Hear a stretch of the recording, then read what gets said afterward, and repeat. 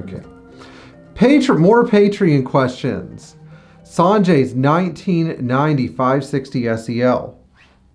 So Sanjay writes us and says he has a 1990 560 SEL that's been sitting for about 2 years. The fuel pressure differential is only 3 psi, which sounds like it may not be measured correctly.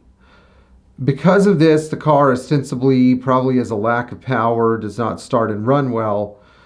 Is there a way to deal with this problem without replacing the fuel distributor? And I would respond that what you have, if there's really an issue with the differential pressure, is probably not a fuel distributor problem, but rather an EHA problem or a fuel return line blockage problem or a problem with blocked injectors.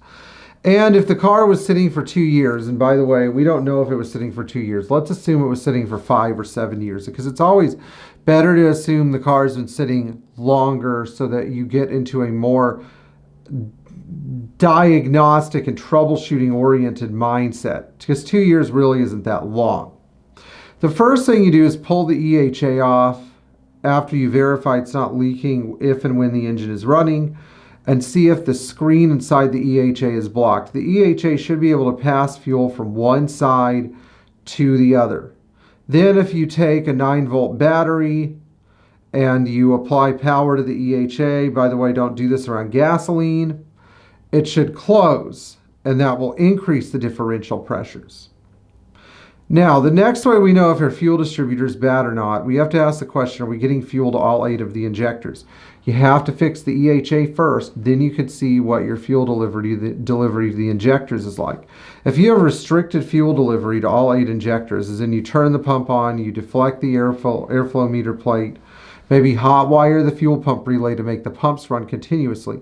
You should see if there's fuel running from the injector, from the fuel distributor head to the injectors out of the injector lines as you move the plate down. It should increase linearly. If it doesn't increase linearly and it plateaus, or it doesn't deliver fuel from all 8 pots, replace your fuel distributor. Last, if you're getting fuel from all 8 and your EHA is clean and you verified it's functional, make sure your fuel return line to the tank is okay. If it builds up too much pressure, it'll stifle your control pressures and make your fuel distributor unable to deliver fuel. And last, there's another outlet. Where else does the fuel go? Through the injectors. And all 8 of these injectors should be removed and pop tested, but if the car has over 100,000 miles on it or there is major fuel contamination, just replace them. It's a lot easier than spending hours and hours and hours trying to figure out a problem that doesn't exist when you replace injectors.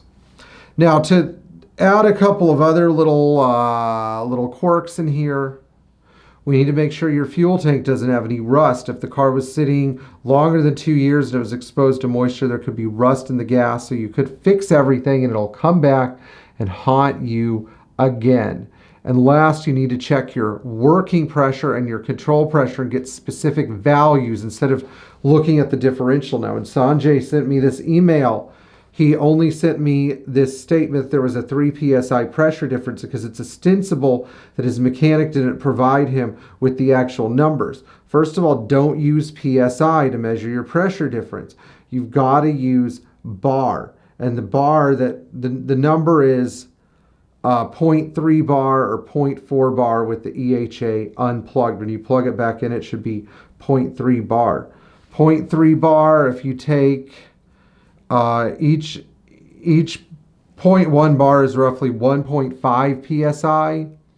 So 4.5 to 6 psi is the conversion, roughly.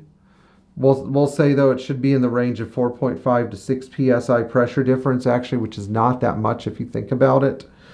You should be looking for 90 psi or something like 6.5 bar on the working pressure side, and something like 5.5, 5.6, well, actually, no, 6.0 to 6.1 bar in the control pressure side.